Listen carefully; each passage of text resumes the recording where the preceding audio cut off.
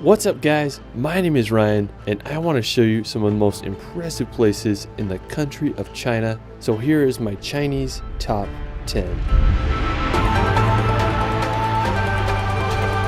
I mean, where do I even start? China is one amazing country, home to some of the world's most fascinating landscapes. When you look at China from a map, you realize how massive it is. It shares its borders with 14 other countries, which is more than any other place on Earth. China's landscapes range from the Himalayas to the oddly shaped Karst Mountains. Now, I really enjoyed making this video and I can't wait to share with you some places the outside world rarely sees. Let's start this video off in the magical mountains of Zhangjiajie National Forest Park. Hope I said that right. Now, located in the Hunan province, this forest is home to some of the world's most bizarre scenery. The park is full of these rock pillars that ascend from the forest floor. They are covered in lush vegetation and often misty clouds, adding to their magic.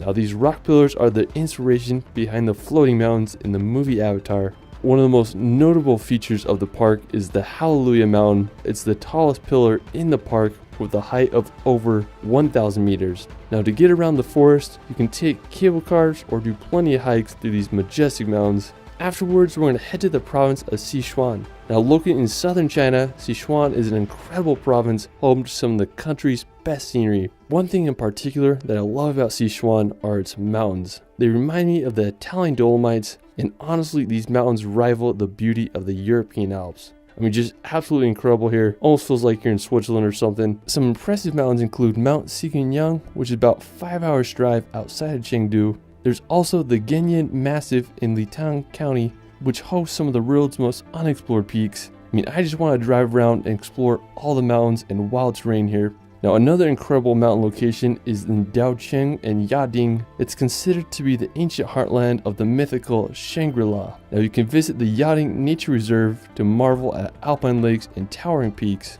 Now, aside from the mountains, Sichuan is home to the world's tallest stone Buddha with a height of 71 meters. The province is also where some of the last wild pandas roam in the lush Minshan Mountains.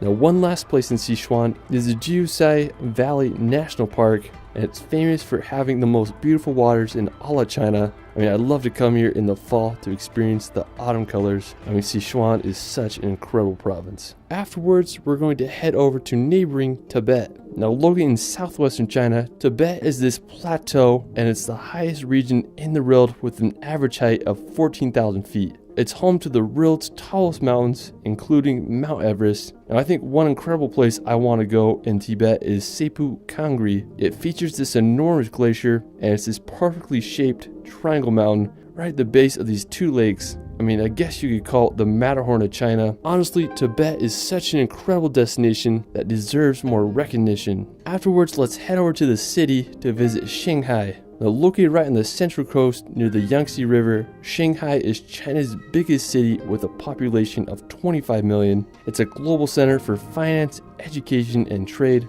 One thing I love about Shanghai is the waterfront along the river, when you can walk along it and just marvel at Shanghai skyscrapers. Now, the tallest building in the city is the Shanghai Tower with a height of 2,073 feet, making it the second tallest building in the world. Now, after Shanghai, we're going to head over to the Yellow Mountains, also called Huangshan. The Yellow Mountains are a set of peculiar shaped granite peaks, famous for its mystical views and sunrise. Now, the mountain range is located about a 5-hour drive from Shanghai, making it a very popular destination. These mountains have been a source of inspiration for artists and poets for thousands of years, with over 20,000 poems written about them.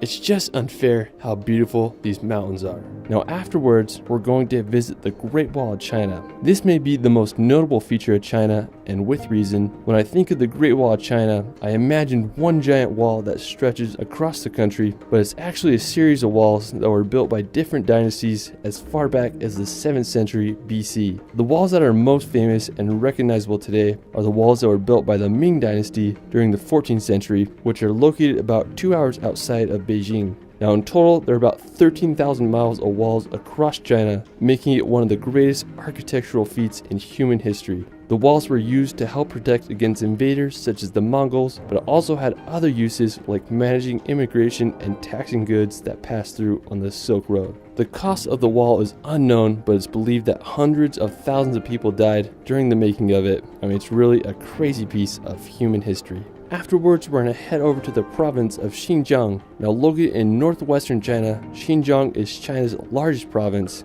I mean, the area is just truly massive. It borders 8 countries such as Russia and Pakistan. Now, the landscapes of Xinjiang varies from towering mountains to open grasslands. One of the more peculiar places is the Tarim Populus Euphratica forest. It's this strange forest full of ancient trees on the edge of the Taklamakan Desert. I mean, it doesn't even look real. It reminds me of those water-filled sand dunes over in Brazil. I mean, truly such a bizarre location. Now, another one of my favorite places in the province is the Tian Shan Mountains. They are a mountain range located not just in China, but also in Kyrgyzstan and Kazakhstan. These boast some insane terrain with 2 peaks over 7,000 meters. Another incredible feature of northwest China is the Yardang landform groups. They are some of the most peculiar rock formations I've ever seen. Their unique shape is due to millions of years of wind erosion. I mean, pretty cool if you ask me. Now, afterwards, we're going to head over to Luoping. Now, located in the province of Yunnan,